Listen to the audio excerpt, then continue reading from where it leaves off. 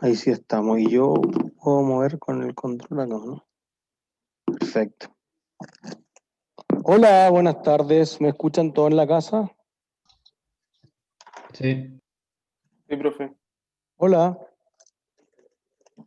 Sí, yo escucho bien. ¿Ustedes escuchan bien o no?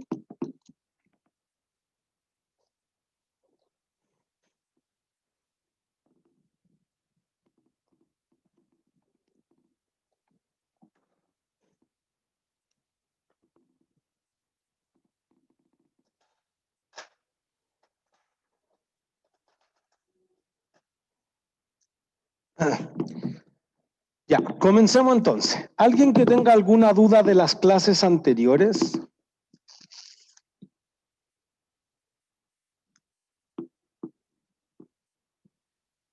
¿No?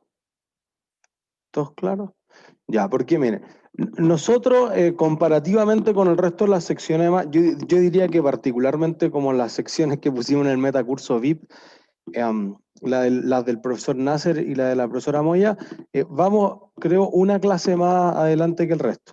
Entonces, por eso nosotros nos tomamos con más calma quizás hacer un ejercicio más de conciliación bancaria y que eventualmente tratar de terminar el tema de ingresos que vamos a iniciar hoy día, el día miércoles, y ya partir con cuentas por cobrar la próxima semana, que quizás es para equipararnos con el resto de las otras 18 secciones aparte de esta. Entonces, por si acaso, para que si estudian con gente de otras secciones, si están conversando, eventualmente ellos van un poco más lento. Y entonces, además, por eso, todavía no hemos subido a la siguiente lectura, entonces quizás retrasamos un poco más los controles. Así que no se preocupen con eso, van a tener tiempo, pero eventualmente es para equipararnos con todo lo otro, porque fuera de que nosotros también perdimos ese lunes y perdimos un miércoles que era el día de la universidad, aún así no sé por qué hay otras secciones que siguen estando más atrás. Entonces es para equipararnos y si hay que avanzar más lento no hay ningún problema. Lo importante es avanzar lento pero seguro y conseguir los objetivos de aprendizaje más allá de meter materia por meter. ¿Sí? Así que para que se queden tranquilos con eso. Entonces nosotros la semana pasada ya decíamos, mira, el efectivo, el equivalente de efectivo, el efectivo debe ser lo más importante de la compañía, hay ciertas cosas que uno debería ver que podrían ser parecidas al efectivo y hay ciertas cosas que van a ser controlables dentro de la empresa y podría ser que el efectivo difiera de lo que tengo en la cuenta corriente del banco por ciertas razones. Entonces vamos a hacer dos ejercicios, uno quizás más simplecito, que el ejercicio 3 del set que revisamos la semana pasada, que es de nivel intermedio. Y después ya vamos a hacer uno más avanzado, que sería más similar a lo que uno encontraría, o del orden de lo que uno encontraría en la prueba 2. ¿Sí? Entonces dice, este es el set de efectivos y activos financieros que habíamos subido hace varios días, por si acaso. Dice, la fonda oficial del rodeo de los Andes hacía el arqueo de su cuenta de efectivo el lunes 23 de septiembre a primera hora, porque su banco había informado que el viernes 13 de septiembre su saldo en la cuenta bancaria era de 6.420.000. Hoy, 23 de septiembre, a primera hora, había recibido un correo indicando que la cartola bancaria mostraba un saldo de 17.850.000 que no calzaban con los 22.600.000 que indicaba la cuenta T de efectivo de la compañía. Entre tanta celebración, al parecer uno de los empleados de confianza encargado de la caja del local que había ido a depositar hoy en la mañana toda la recaudación de fiestas patrias se había pagado un aguinaldo con dinero de la empresa. Para lo anterior, el dueño de la fonda había realizado la siguiente conciliación bancaria. Entonces, en una conciliación bancaria hay ciertas cosas que suman o restan a tu cuenta de corriente del banco y hay ciertas cosas que suman o restan a lo que tengo, a lo que se tiene o lo que voy a tener dentro de la cuenta T o el libro mayor contable de la compañía.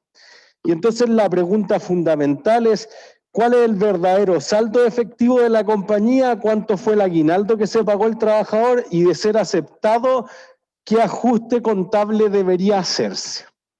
Entonces, fíjense, ¿por qué razones podría diferir la plata que yo tengo en el banco de la que tiene registrada la empresa? ¿Qué razones se le ocurren? No solo en este ejercicio, en general.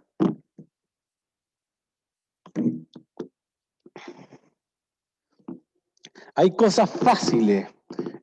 ¿Por qué tengo menos en la cuenta corriente? Porque el banco me cobró algo que yo no sabía, el gasto de mantenimiento o la comisión por mantenimiento. ¿Por qué otra cosa podría no haber saldo en la caja? Porque alguien me pagó, tengo un cargo. Entonces, tengo un cargo a tu cuenta, un abono a la cuenta corriente del banco, porque se ve al revés, el banco nos debe plata a nosotros que todavía yo no he reflejado. Entonces un cliente te transfirió y no te avisó, tú no tienes en tu contabilidad que eso está en la cuenta de efectivo, pero el banco sí sabe que está en la cuenta corriente. ¿Se entiende? Por eso que un mecanismo de control fundamental, al menos de los más básicos que planteamos la semana pasada, es que tú digas, oye, la cartola dice A, yo tengo en la contabilidad B y tengo que reconciliar estas cosas. ¿Se entiende? Entonces, fíjense que aquí, por ejemplo, te decía, mira, yo tengo el saldo al 23 de septiembre de los 17.850.000, que era lo que decía el banco. Y por el otro lado, la empresa decía que tenía 22.600.000, o sea, hay una diferencia de casi 5 millones que tengo que reconciliar. Entonces, por ejemplo, la conciliación bancaria decía, mira, yo hice un depósito de la persona, pero si te fueron a depositar en la mañana, ¿cuándo te aparecerá esa plata en la cuenta corriente? ¿Cuánto creen que se demora el banco en darse por aludido? Profe, Ajá. ¿podría apagar la cámara que no se ve bien la tabla de conciliación bancaria? Que la esquina tapa el documento. ¿Ahora? Ahora se ve todo, gracias. Gracias. Ahí sí. Entonces, ¿cuánto se demorará el banco en reflejar que tú depositaste plata en tu cuenta corriente? ¿No es instantáneo? No.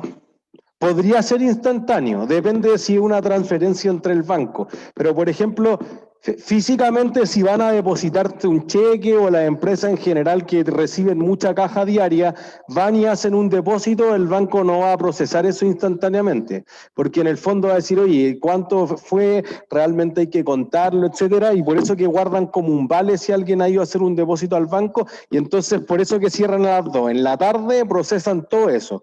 Entonces, perfectamente podría pasar que si es entre tu banco y otro banco, entonces eso se pueda demorar un día, valuta 1, 24 horas. ¿Sí?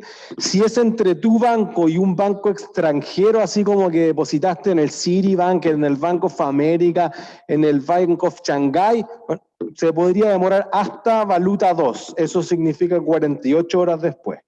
Entonces, por eso que podría ser que si tú dices, oye, acaban de depositar hace un minuto, no es instantáneo. En general las transferencias electrónicas son súper rápidas, pero si es la primera vez, si excede el máximo, si tiene que haber otras cosas, podría haber una diferencia. Entonces, por eso fíjense que los depósitos en tránsito de la recaudación del fin de semana debiesen sumarse ¿a qué cuenta? ¿A tu contabilidad o a la del banco? Si tú fuiste a depositar la recaudación del fin de semana. A la tuya. ¿Al saldo que refleja la cuenta corriente o al mayor contable? Pongámoslo así. A la cuenta corriente. De la cuenta corriente, eso es, porque tú ya sabes que lo cobraste, pues cuando tú estuviste vendiendo el fin de semana ya se refleja en tu saldo de la caja.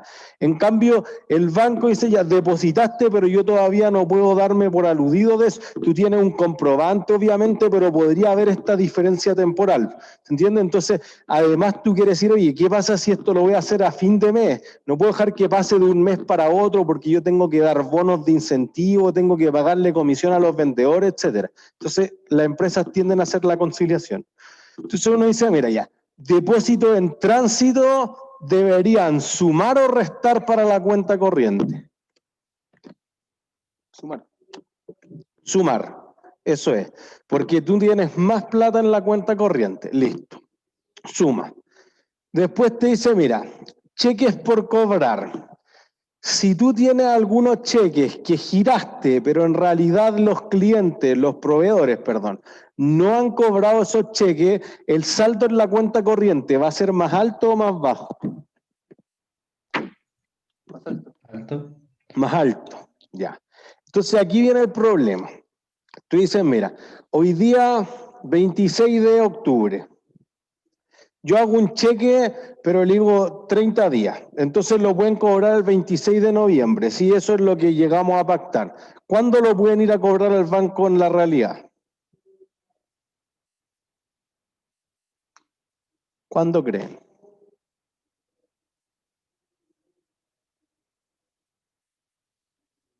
¿Alguien sabe en la casa? ¿Puedes repetir la pregunta, profe? Por favor. Yo emito un cheque a fecha. Digo, mira, hoy día es 26 de octubre, entonces te voy a hacer el cheque como si fuera el 26 de noviembre, un mes después.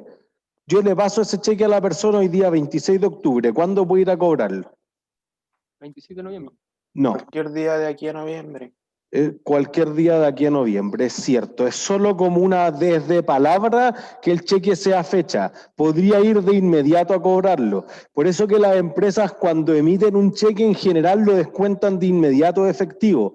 Existe esta idea del documento por cobrar o documento por pagar que nosotros hemos mostrado, pero es más bien una noción para distinguir que la empresa lo rebaja al tiro del efectivo, porque dice, oye, si yo no tengo ese saldo mañana, rebota el cheque y me van a mandar a cobranza judicial, aparezco en DICOM, etc. Es un problema grande para la compañía. Entonces lo que uno dice ahí es, mira, lo voy a deducir de inmediato, pero en realidad el cliente podría respetar el pacto que tenemos y lo va a cobrar el 27 de noviembre, como ustedes decían.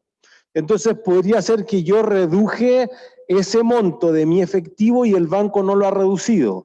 Entonces, ¿tiene sentido que el banco quite 720 de la cuenta?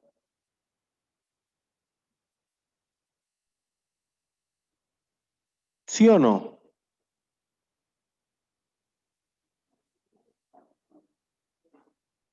¿Sí? ¿No? Si el cliente lo cobrara, ¿tendría más plata o menos plata en la cuenta corriente? O sea, es que como ahí lo está reconociendo, de cierta Ajá. manera, si es que el cliente lo retira, Ajá. no sé, como que ya está retirado, po. Eso, por eso tengo que quitarlo, o sea, es correcto que lo quite, porque en realidad yo digo, ya no contaba con esa plata. Acuérdense que la idea del efectivo es cuánta liquidez tengo para afrontar los compromisos de corto plazo, etcétera. Entonces digo, yo ya no contaba con esos 720, así que está bien que el saldo del banco refleje eso, ¿sí? Por el otro lado, fíjense, la empresa que no sabía que había ocurrido, por ejemplo, que el banco le había cobrado 330. ¿Sí?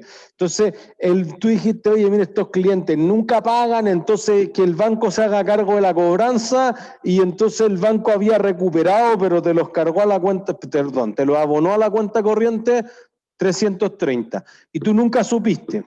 Entonces, ¿eso aumenta o disminuye tu saldo efectivo? Disminuye. Aumenta, porque el banco, ojo, no es que el banco te cobró a ti, sino que el banco cobró en tu nombre a otros clientes esos 330. Entonces eso podría haber sumado directamente a la cuenta corriente.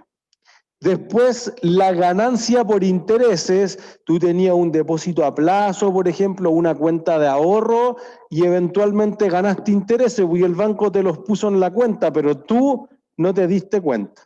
Fíjense que hay muchas de estas cosas que tienen que ver con el cierre contable, con el devengado que veíamos antes de la prueba 1, que en el fondo se acaba el mes y te transfieren cosas y quizás tú no las viste, o que se devengó el ingreso y aún así no los vi.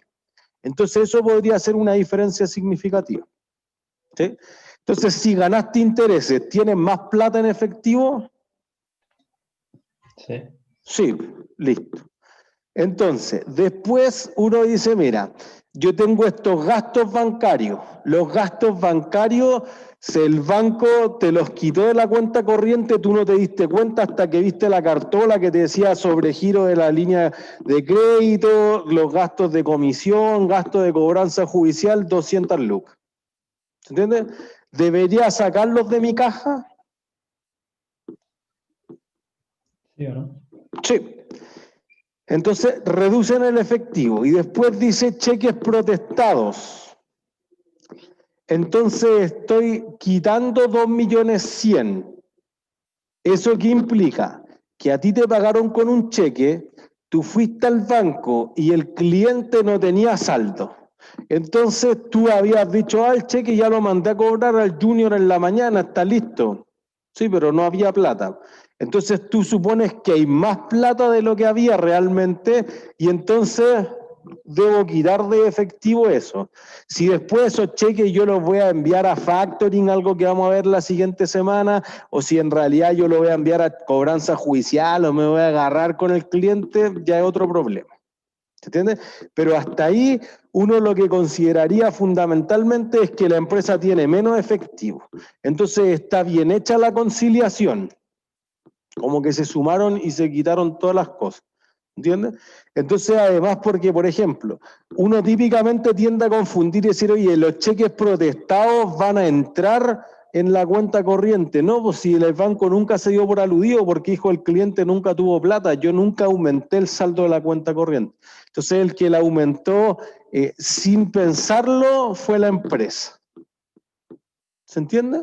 Entonces ahí uno tendría claramente que el verdadero saldo es lo que tiene acá, porque lo que fue a depositar fue 3.090.000 y tú dices que deberías tener 20.670.000. ¿Por qué no cuadra?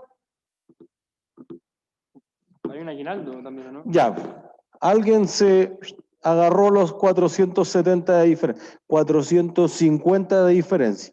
Entonces ese aguinaldo que se pagó con la caja de la empresa es justamente la diferencia. ¿Se entiende? Entonces, lo importante acá es que el saldo conciliado no eran ni los 17 millones ni los 26 millones. Fíjense que tú fuiste, oye, esto sobra, esto falta, y fuiste acercándote, pero el que refleja lo que finalmente depositó. Entonces, que era justamente, oye, yo lo mandé con 3,5 millones, pero en el banco solo colocó 3,090,000. Por eso que después todo lo que el papeleo, así ya, pero trae el comprobante del depósito, todos los gastos por rendir, si te fuiste en Uber, a ver, muestra eso, si pasaste a almorzar, muestra eso. Si no, la empresa puede perder plata por todos lados, si no tiene ese control. Entonces quizás tú te das cuenta un mes después, 2 meses después, 3 meses después, cuando llegue la cartola y el empleado ya no existe. ¿Se entiende? Esa es la conciliación bancaria, que tú vayas a tratar de balancear el saldo que tú dices que tienes con el que el banco dice que tiene y lleguen a algo muy, muy parecido. ¿Sí? ¿Dudas? Pero entonces el aguinaldo se tuvo que ver como descontado del libro mayor, ¿no? El aguinaldo se tuvo que haber descontado del libro mayor, claro, pero es que en el fondo, acá, o sea, debí quitarlo de acá el aguinaldo, pero como que tú no lo aprobaste, como que el trabajador se lo robó nomás de plano. Entonces, pero si tú lo hubieras aprobado, ya debió haber estado considerado dentro de tu saldo. ¿Entiendes? Como que tú hubieras dicho gasto por aguinaldo contra efectivo, ya, pero te dice que no había aceptado eso, por eso como que se perdió entre medio, entre que lo mandé con toda la recaudación a depositar, no llegó, le cortó una colita. ¿Sí? ¿Dudas en la casa?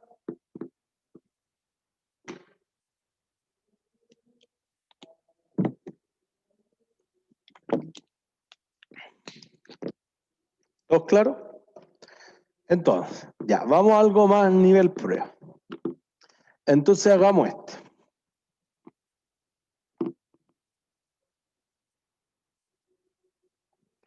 Dice, la compañía de gestión de capitales privados, Alma Asset Management, Inc., poseía al cierre del primer trimestre de 2008 un saldo en la cartola bancaria de $14.828.775 estadounidenses, mientras que en su cuenta de efectivo indicaba que tenía $8.775.525, 6 millones de dólares de diferencia. Las siguientes transacciones habían ocurrido durante el 1 de enero y el 31 de marzo.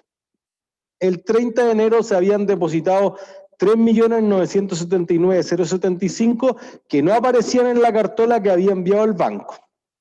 El banco había cargado la cuenta corriente erróneamente un cheque por $250.000 de Alma Investment Inc., que no es la misma, este es Alma Asset Management y ese es Alma Investment. Entonces, error. 3. el banco había cobrado a favor de la compañía cuentas por cobrar de 5.285.000, las que incluían intereses por $535.000. El banco había recibido una transferencia electrónica a favor de Alma Asset Management por un monto de 2.260.075 y la empresa no se había enterado. El cargo por servicios bancarios de este trimestre ascendía a 35.625. El cheque número 724 por un valor de $375.000 que había sido pagado a un cliente que retiró sus fondos de la gestora se había registrado en libro por $735.000. 7. La cartola bancaria mostraba unos ingresos por intereses de $70.025. La compañía paga un gasto por seguros para las transferencias electrónicas por $902.500 y no había registrado esto en sus libros contables. Una serie de cheques hechos por la firma por un valor total de $3.375.350 que habían sido girados en enero y registrados en la cuenta de efectivo no habían sido cobrados y por tanto el banco no lo había pagado todavía. 10. Uno de los cheques que la compañía había abonado a su cuenta había rebotado por insuficiencia de fondos. El cheque protestado era por un valor de $130.000. Determine A, la conciliación bancaria de la empresa y B, los registros en el libro diario que regularicen la situación de la firma. Entonces, vamos a la pizarra. Este ejercicio es el 5.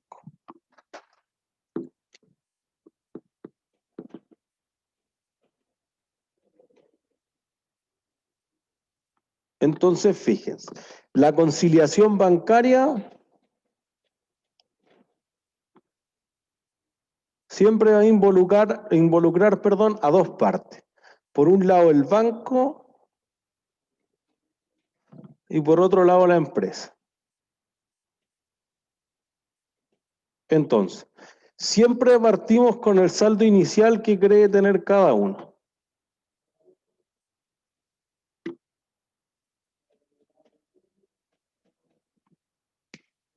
Entonces, ¿qué decimos? Decimos ya,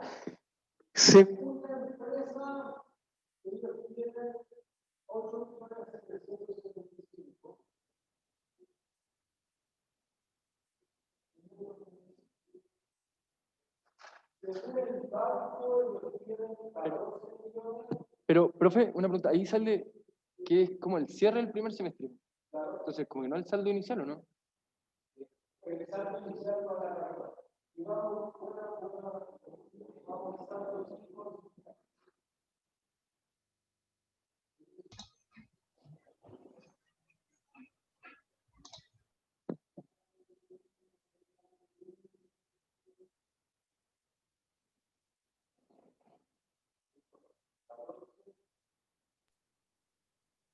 Profe, no se le escucha bien.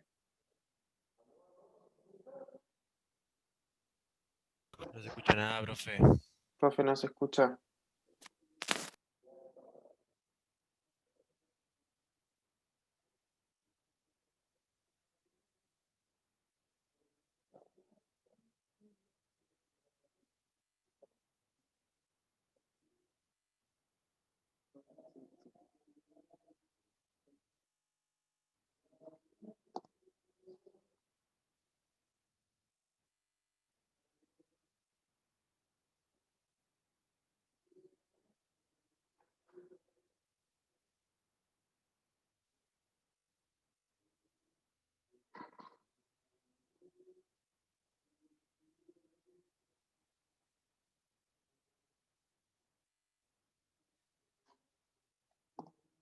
¿Aló? ¿Ahí sí me escuchan?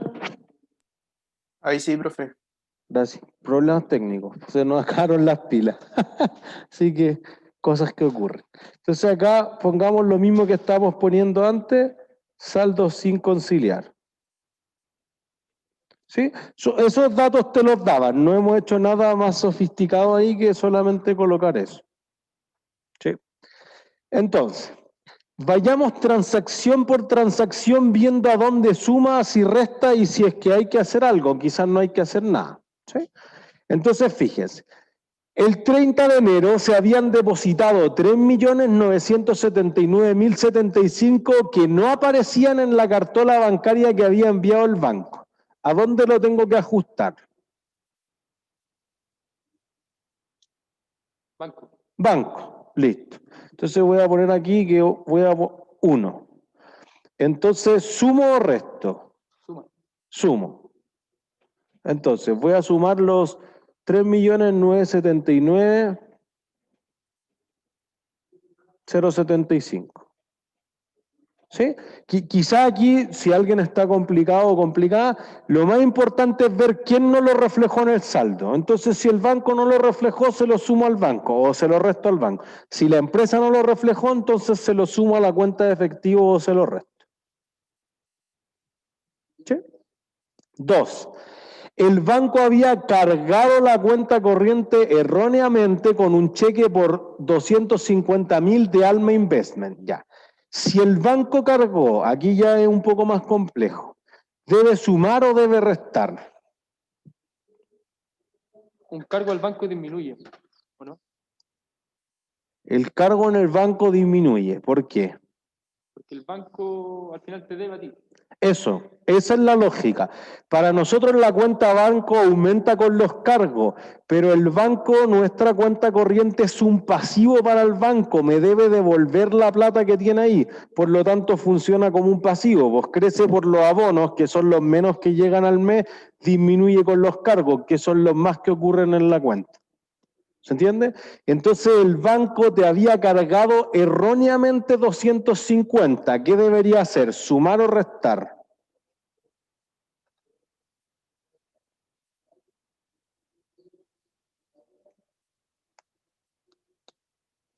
O sea, si el cargo es una resta pero nos cargó erróneamente, tenemos que sumar. Eso es perfecto.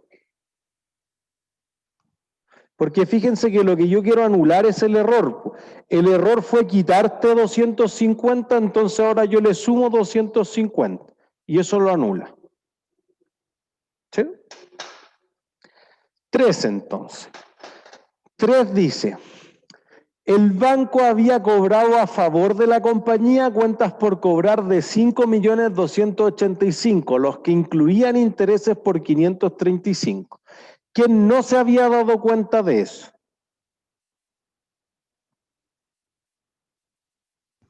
La empresa, ¿no? La empresa. Listo. ¿Cuánto le sumo a la empresa? Bueno, le voy a poner los signos acá por si acaso.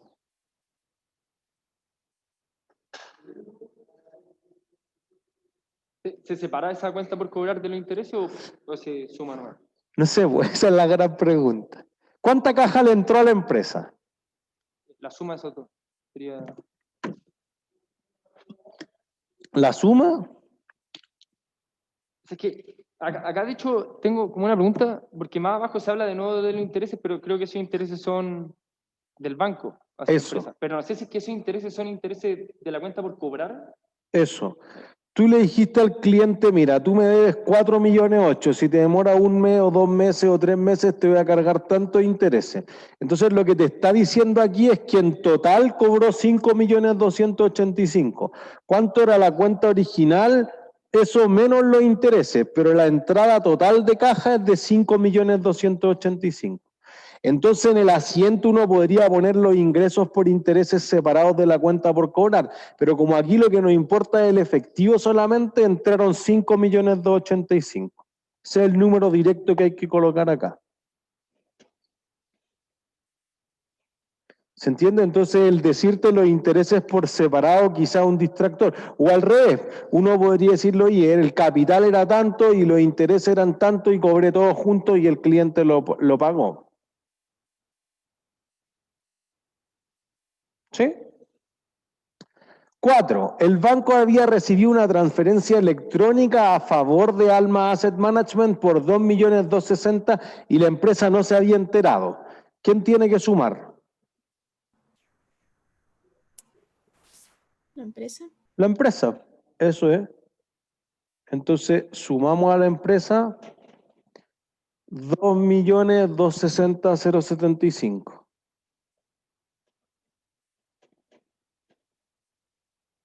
¿Sí?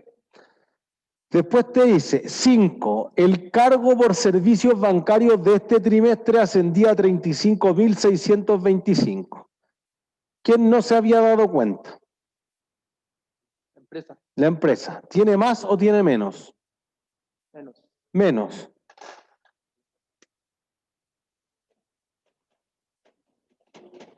Entonces eran 35.625. ¿Sí? Después, 6. El cheque número 724 por valor de 375 había sido pagado a un cliente que retiró sus fondos de la gestora. Había sido registrado en libros por 735. ¿Quién cometió el error?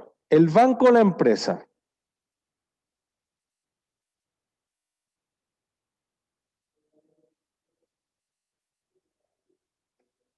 Creo que la empresa, La empresa. Listo. Ya. ¿La empresa quitó más o quitó menos de la cuenta? más. Más. Entonces, ¿qué debería hacer ahora? Un abono para la empresa. Eso. Entonces vamos a decir 6 sumo. Entonces fíjense, el monto correcto era 375 y cargó 735. Entonces hay 360.000 de diferencia que la empresa los quitó de su cuenta de efectivo y en realidad tiene más plata. Por lo tanto, sumo 360.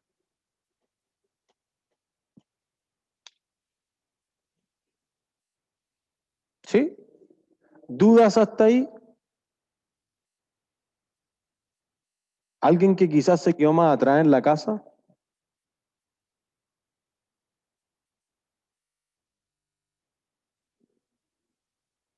¿No? ¿Todos claros? Listo. 7. La cartola bancaria mostraba unos ingresos por intereses de 70.025. ¿Quién no se había dado cuenta de eso? La empresa. La empresa. Listo. Sumo entonces 70.025.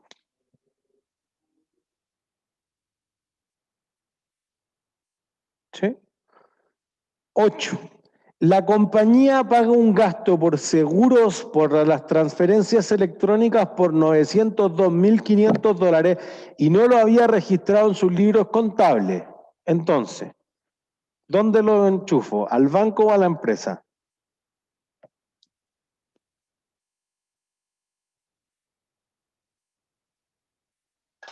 ¿Quién no lo había contabilizado? La empresa. La empresa. Empresa. Listo. Entonces la empresa debería tener más o menos caja.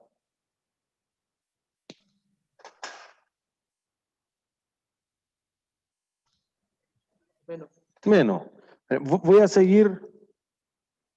Bueno, alcanzo a hacer el 8 acá. Sí. Menos caja.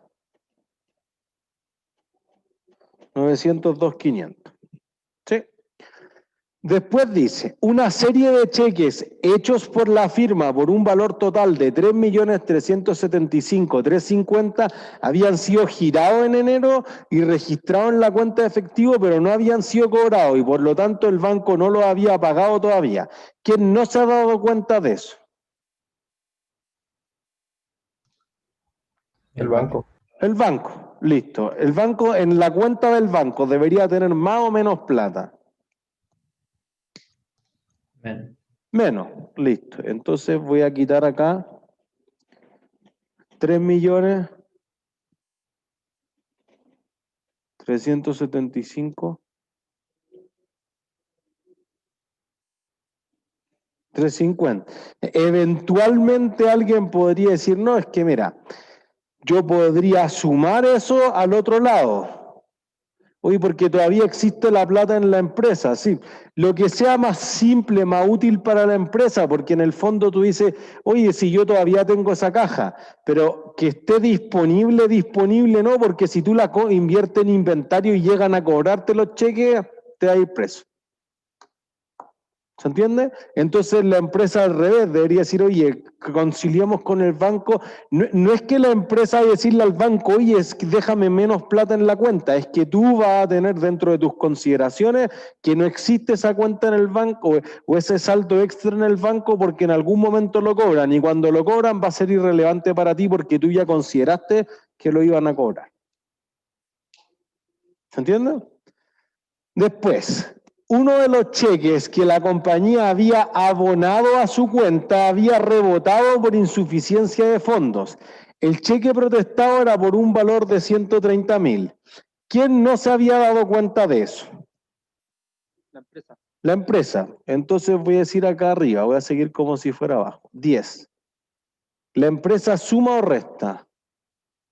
Presta. Resta, porque como lo había abonado, ellos creían que tenían esos fondos y en realidad no tenían esos fondos. ¿Se entiende? Y eso es toda la ciencia. Entonces, esperemos haberlo hecho bien. Restamos, sumamos, restamos. Y fíjense que llegamos al mismo saldo. O sea, les diría que en una prueba normalmente esto es algo que les debiese ir súper bien porque tienen que llegar a lo mismo, al mismo saldo. Entonces, quizás no es tan pedagógico, pero puedo forzar a que a la izquierda o a la derecha sume alguna otra cosa hasta que cuadre. ¿Entiendes? Pero digamos que el objetivo de aprendizaje, primero hay dos. Entender que un cargo y un abono en la cuenta corriente, porque desde el punto de vista del banco estoy al otro lado. Y segundo, ¿quién es el que no ha devengado o registrado contablemente esto? ¿Si la empresa o el banco? ¿Sí? Entonces, fíjense. ¿Cuáles de estos ítems tengo que convertir en asiento? ¿Los del banco o los de la empresa? De la empresa. Los de la empresa. Lo que haga el banco me tiene sin cuidado porque esa es la contabilidad del banco. Entonces ahí uno tiene que ingresar, por ejemplo, lo que decíamos antes, la cuenta por cobrar que cobró incluía los intereses, ingresos por intereses o ingresos financieros separados de las cuentas por cobrar. Después teníamos que había un cargo por los 2.260.000 para la empresa, no para el banco como abono, lo sumaba.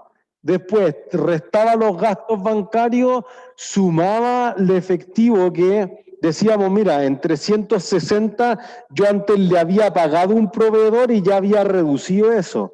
Entonces en realidad tengo más caja y tengo más pasivo, no había reducido en los 735. ¿Entiendes? Entonces ese va asociado a 6. Después decimos, mira, yo tengo intereses por los ahorros por 70.000 y tengo los gastos por seguro por los 902 y finalmente tengo los documentos por cobrar que yo dije, me entró a caja. No, todavía está el cheque ahí, rebotó. 130 de vuelta. ¿Se entiende? ¿Es claro para todos en la casa?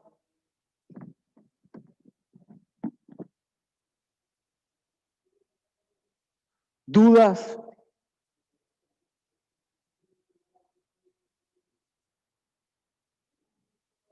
¿No? ¿Todo claro? Listo. El resto de los ejercicios, como siempre, en la mayor parte de los sets, quedan ahí para que ustedes lo hagan para terminar el estudio, digamos. ¿Sí? Entonces, vamos al nuevo tema que es el reconocimiento de ingresos, que en principio parece ser súper fácil y no es tan así. Entonces, ¿qué queremos lograr hacia el final del día miércoles? Queremos entender por qué debería hablarse de ingresos de actividades ordinarias y qué cosas están asociadas a esas actividades que hace regularmente la empresa. ¿Por qué las ventas no son lo mismo que los ingresos? Entender qué partidas deberían disminuirse de las ventas para llegar realmente a los ingresos y aplicar al menos las políticas del precio bruto y el precio neto en los descuentos por pronto pago. ¿Sí? Entonces uno dice, ¿por qué? Mira, porque los ingresos son la base de la empresa. Así como la empresa va a quebrar si no tiene caja, la empresa existe porque tiene ingresos. Porque vende, porque entrega servicios, porque cobra comisiones, porque cobra intereses, porque genera arriendos, pero tiene algo.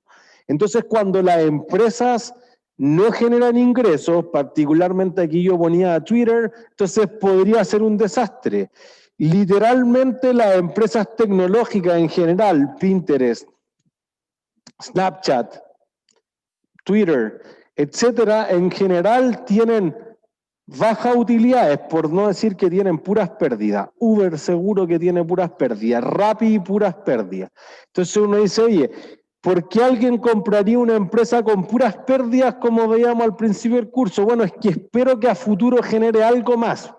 Entonces, particularmente Facebook también fue que lo que más le importa a la empresa es el número de usuarios. Y entonces Facebook, digamos, todos juntos, WhatsApp, Instagram, etcétera. Entonces uno dice, si los usuarios nuevos no alcanzan a ser lo suficiente, entonces podría ser un desastre en términos de la bolsa, del valor de mercado que tiene la empresa. Porque particularmente, y esto es muy similar a lo que le ocurre en los diarios, si tengo más usuarios, ¿qué puedo cobrar más caro? Publicidad. La publicidad. Ese es el ingreso que genera la empresa. Entonces, por eso que si no crezco en 5, en 10, en 15, en 20 millones de usuarios, entonces puede ser un desastre. Y por eso que los analistas de Wall Street que están mirando las acciones todo el rato hacen especulaciones de cuánto más o cuánto menos, y eso produce fundamentalmente que la empresa diga, oye, yo tengo un usuario menos de lo que esperé, para la acción, como no vale puro humo, se disipa todo el humo, porque ahora no tiene utilidades, ¿se entiende? Entonces solo vive de la expectativa. Si la expectativa decepciona un poquito, las acciones caen. Facebook, cuando no alcanzó a cumplir la meta, 100.000 millones de dólares en un día. Es la caída más grande en toda la historia del mundo. Entonces tú dices, lo que pasa es que si no reconozco los ingresos como corresponde, podría generar un desastre. ¿Se entiende? Empresas más tradicionales, Parmalat estuvo en un fraude contable gigantesco el año 2003, dijo, mira, aumenté los ingresos en 1.500 millones de euros. Y entonces había escondido, porque fíjense que aquí es contabilidad. Si yo aumento los ingresos, tengo que haber reducido otra cosa. La deuda, escondí la deuda por 12.500 millones. Y porque esos 1.500 eran solamente el año 2002, lo que yo llevaba haciendo una década completa. ¿Se entiende? Entonces al principio de 2003 la empresa valía $2 por acción. Después, al final del año, valía 20 centavos la acción. Entonces la empresa podría haber dicho, oye, yo valgo 50.000. Sí, pero el defraudar a los accionistas, el contabilizar mal esto, fíjense que no genera ningún flujo de caja extra, porque alguien puede haber dicho, pero si nunca te generó nada. Es ingreso, es devengado, no es flujo de efectivo. Pero aún así es la señal que uno envía, la confianza que tienen los inversionistas cuando van y compran acciones de empresas públicas. ¿Se entiende? Por eso es sumamente importante el proceso de reporting, de entregar los estados financieros de la empresa, que sean muy claros para los que están atrás prestándole plata en forma de préstamos, de contratos de arrendamientos, de bonos para las empresas muy grandes o comprando sus acciones. ¿Se entiende? Entonces, la norma que mandata los ingresos es la IFRS 15. La IFRS 15 hizo un cambio paradigmático en cómo las empresas debían contabilizar su ingreso. Por una razón, antes existían varias normas. La NIC 18 hablaba de ingresos de la actividad ordinaria, la NIC 11 hablaba de los contratos de construcción, etcétera, y como que no todas se ponían de acuerdo. Particularmente porque las empresas decían, no, yo le vendo un producto al cliente y nunca más. Pero así no funcionan las relaciones. Tú te suscribes a Spotify o te suscribes a Netflix y no es que compro un mes y me voy, quedo suscrito para siempre. En una relación comercial es difícil que el cliente se vaya. Entonces hay una relación comercial y más bien existe un contrato explícito o implícito con el cliente. Entonces tú dices, oye, yo le vendo pan todos los días en esta panadería a tal persona, o viene a comprar todos los meses, o viene a hacerse masaje, o viene al dentista una vez cada trimestre, pero viene cada 3 meses. Entonces hay más bien una relación de largo plazo, no como que yo te vendo una casa, chao, y nunca más nos vemos. ¿Se entiende? Entonces esto cambiaba el enfoque con que las normas contables hasta ese momento reconocían los ingresos. Particularmente empresas fueron muy golpeadas con esto. Por ejemplo, las empresas que prometían muchas cosas que estaban diferidas en el tiempo. Entonces, Entel, por ejemplo, deberíamos abrir los estados financieros de Entel. Entel, cuando adoptó por primera vez esta normativa, que fue el 2018, generó una diferencia significativa. Entonces, mira.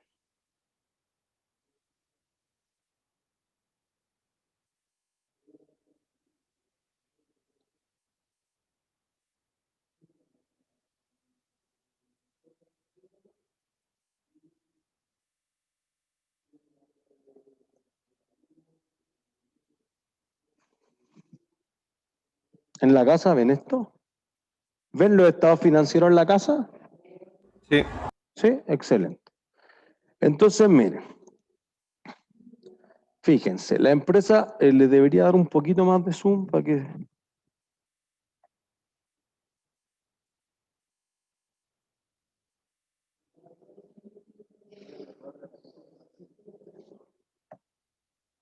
¿Dónde? Ah, no se ve ese pedacito allá. Ah, ya, perfecto. Excelente, gracias. Entonces, fíjense, estamos hablando de una empresa que al año 2000, dejé marcado al otro lado, que al año 2019 tiene activos por 5,17 billones de pesos, millones de millones, que aumentó súper harto comparado con el 2018 por ciertas cosas más complejas. Eso dejémoslo para contabilidad. Pero lo que nos importa es el estado de resultados. Entonces, fíjense. Si vamos al estado de resultados de Entel, a la izquierda tenemos 2019, a la derecha tenemos 2018. ¿Cómo le va a Entel? ¿Bien o mal?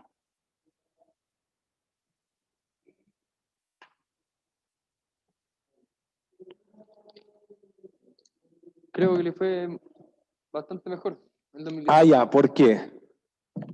Porque existe una pérdida en 2018. Eso, 2018 pierde 23.000 millones.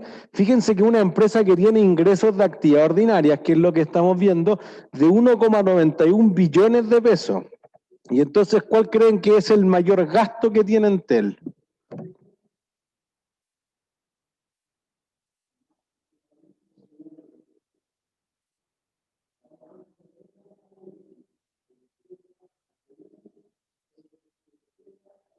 ¿Publicidad?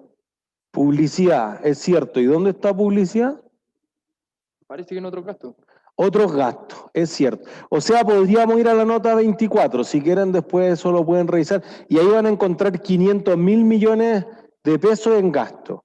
Y entonces ahí hay una diferencia, y fíjense que en realidad la empresa dice, oye, otras ganancias, una cosa que no se repite habitualmente. Lo primero que hay que reconocer es que ingresos de actividad ordinarias son cosas que se repitan con regularidad.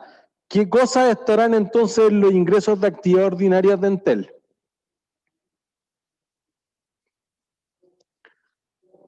¿Qué hace regularmente?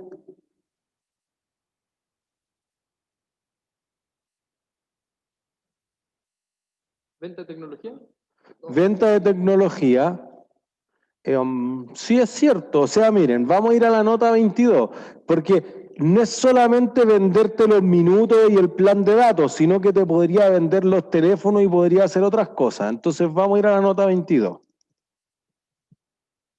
Los numeritos que salen al lado de los estados financieros siempre son la nota donde te explica qué es. Entonces, quizá esto está demasiado grande. Ahí.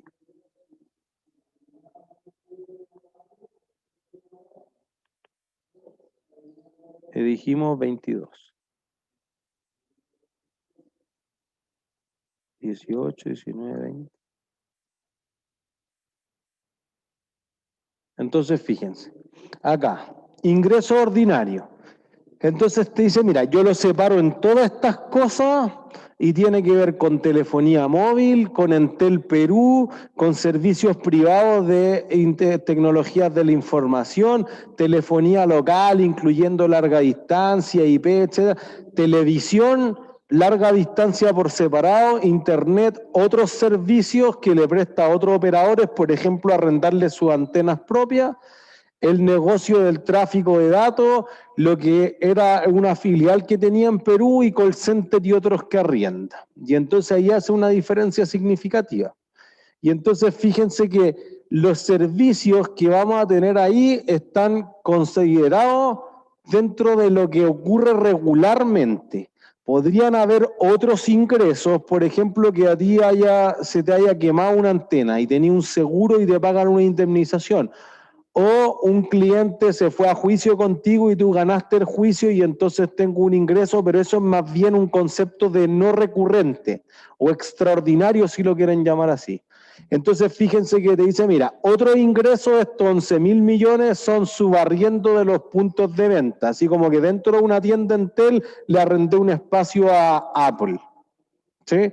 Reembolso por pérdidas de equipo, intereses comerciales o gastos de cobranza, que yo no espero regularmente tener que forzar a los clientes y cobrarle eso, perdón, ¿sí? Indemnización de seguro y otros ingresos más pequeños. ¿Se entiende? Entonces eso no es regular.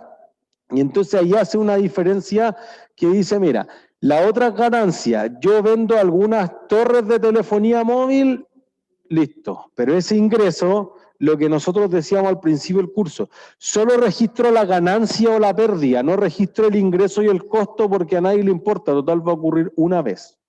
¿Se entiende? Por eso que había también la línea que nosotros leímos con pérdida, era operaciones continuadas. Lo que te importa es que la empresa tenga las operaciones regulares o que se van a repetir en el próximo periodo. Este es el 2019. Fíjense, me voy a devolver a los estados financieros del 2018 ahora para que vean cuándo fue la primera adopción contable de esto. Entonces lo voy a aumentar un poquito.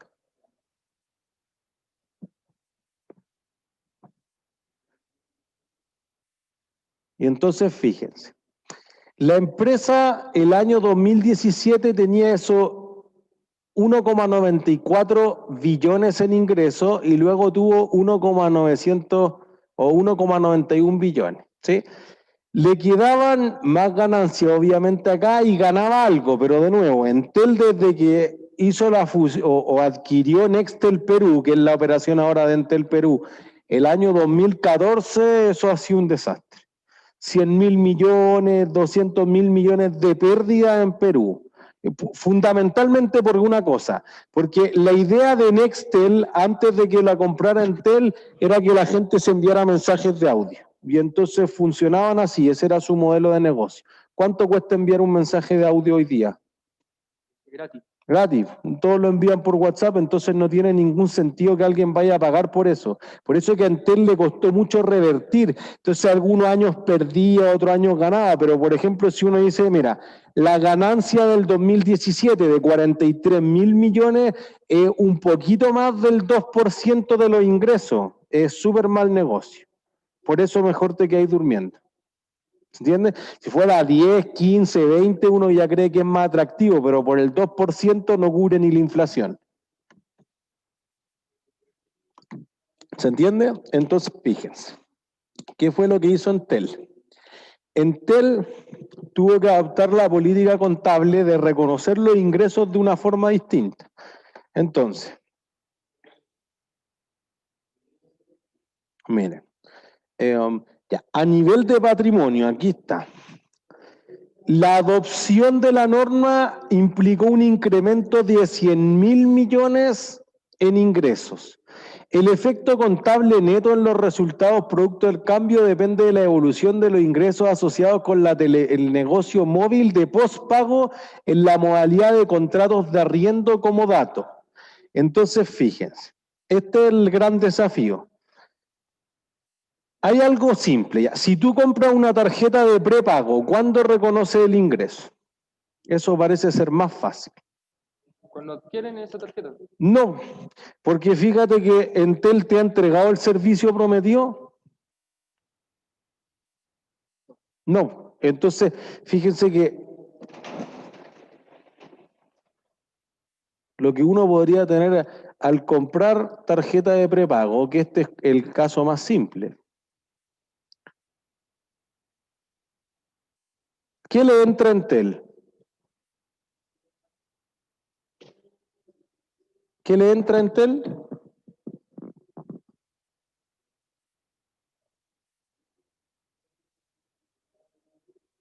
Entel recibe efectivo, digamos 5 lucas.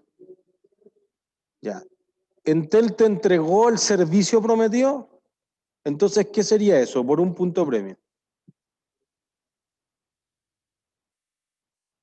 Por 2 puntos premio. Gasto operacional. No, No operacional. no De un porque, pasivo, ojo, un anticipio. ya eso es, un ingreso recibido por anticipado. O anticipos de cliente, o ingresos no devengados, todos los conceptos que utilizamos. Entonces uno diría, mira, no tengo nada aquí, pues, porque este ingreso se va a generar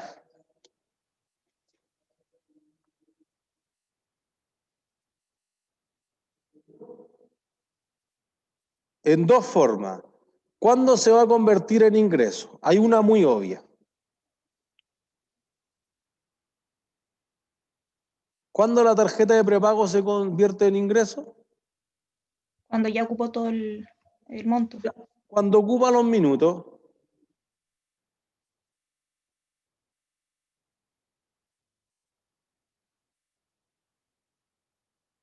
¿Y en qué otro momento se podría convertir en ingreso? Por un punto premio. Cuando se vence. Eso, listo, un punto premio. Cuando se vence. Entonces tú dices, oye, esta recarga da lo mismo si es una tarjeta física o no, pues eso ya trasciende. Pero esta recarga dura 3 meses. Si a los 3 meses se vence, entonces Entel te debe algo. Después de 3 meses, ¿te debe algo Entel? No. No, listo. Entonces fíjense que ya tengo un pasivo que no vale nada porque yo no te debo nada.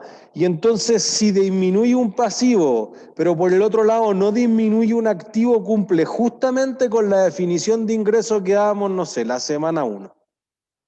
¿Se entiende? Entonces yo podría decir, oye, si yo le entrego los minutos tiene un costo asociado. Y yo tuve que arrendar, pagar espacio satelital, depreciar antena de celular, etcétera. Si el cliente no ocupa los minutos y caducan, chao. Entonces podría cargar el ingreso recibido por anticipado y abonar los ingresos. Que eso es lo que van a ver en el capítulo. ¿Entiendes? Ya, esa es la parte fácil de lo que tuvo que hacer el ajuste, porque Entel te decía, no, pero más o menos proporcional al mes, no. Tú tienes una obligación con el cliente, entregarle los minutos, o que la tarjeta venza. Pero mientras exista la obligación, ahí hay un pasivo y la empresa no puede registrar cualquier cosa. Entonces, si vende mucho por anticipado, o sea, esto podría ocurrir perfectamente para la gift card del retail. Oye, si yo vendo 10.000 millones en gift cards, Falabella y Cencosud tienen el efectivo, pero de ahí a que eso realmente vaya a ser considerado un ingreso, no, tienen que llevarse los productos de la tienda o tienen que caducar las gift cards. ¿Se entiende? Ahora viene tu problema más grande. Tú dices, mira, te vendo un teléfono.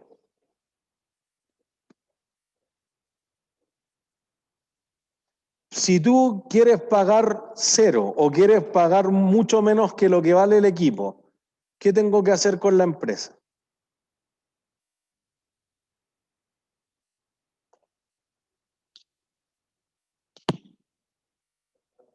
Contratar un plan. Eso es, entonces con un plan, ¿por cuánto tiempo?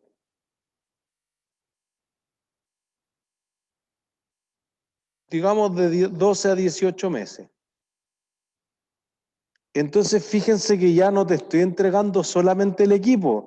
Tú no eres un vendedor de equipos, tú no eres Falabella. Oye, llévate el celular y chao, actívalo con WOM, con Movistar, con Entel, con el que sea.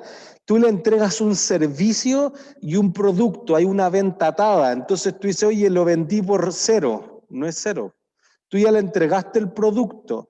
Entonces podría reconocer una parte o al revés, ¿no? Pues mira, cada vez que le cobre mensualmente la cuota, digamos 29.990, quizás 10.000 son por el equipo y otros 19.990 están relacionados con entregar el servicio. Eso no era así antes. Y por eso que fíjense, tiene un impacto de 100.000 millones.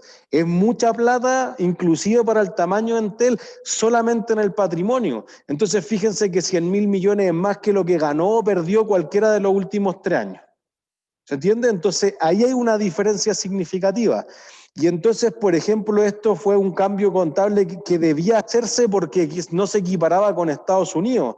Porque, por ejemplo, tú dices, oye, ya Apple te vende un iPhone. Fíjense que ya Apple se lo vende a Entel te lo vende a ti y te presta el servicio y ya esto puede complicarse mucho más.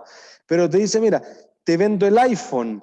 Y el iPhone A viene con actualizaciones, entonces tú lo compraste por eso, pero además te deja descargar ciertas cosas de iTunes y además puedo ocupar a Siri. Y entonces son 3 cosas o 4 cosas o 5 cosas que están unidas al mismo producto, pero que no son lo mismo. Entonces ya te entregué el equipo. Sí, pero igual tenéis que entregarme la actualización en 3, en 6, en 9, en 12 meses más. Entonces no, al entregar el equipo no se extingue el pasivo que tiene la empresa con la persona inmediatamente. Y eso no era así antes. ¿Entiendes? Igual que medir un contrato de construcción, si yo lo hago todo al final o todo al principio, o si yo le digo, oye, si me pagan antes de 30 días, yo le ofrezco un descuento. ¿Cuánto? O si tú vas al Starbucks, tú dices, oye, ya, si compras 10 cafés, entonces te vamos a dar tantos puntos de fidelización, o rebajas por volumen. Eso puede ser mucho más complejo.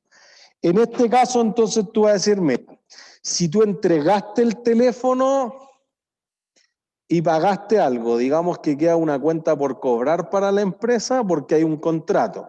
Entonces, digamos, voy a inventar, 200.000 pesos. Puede reconocer como ingreso una parte, digamos, el equipo. Y todo el resto va a ser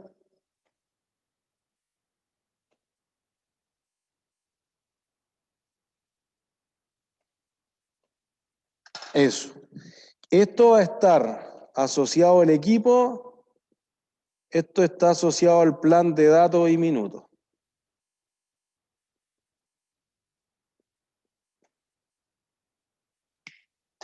¿Se entiende? Entonces, eso hace una diferencia. El cuánto reconocer, si hay puntos de fidelización, si hay descuentos, si hay devoluciones en garantía, tú dices 2 personas, 3 personas, se van a arrepentir. Si yo no le puedo cobrar todo al cliente y hay una incobrabilidad, eso no debe reconocerse como ingreso. Y ya vamos a ir a cada una de esas 6 o 7 ítems que no vamos a considerar dentro de los ingresos el día miércoles. ¿Sí? ¿Dudas? ¿No? ¿Todos claros? Ha sido todo por hoy entonces. Que estén súper bien. Chao, chao.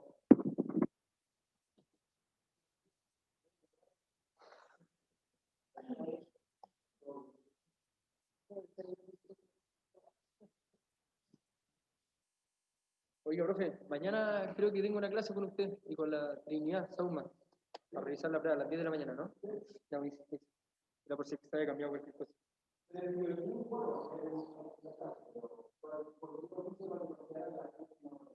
Ya. Ah, pero vale, el mismo link entonces.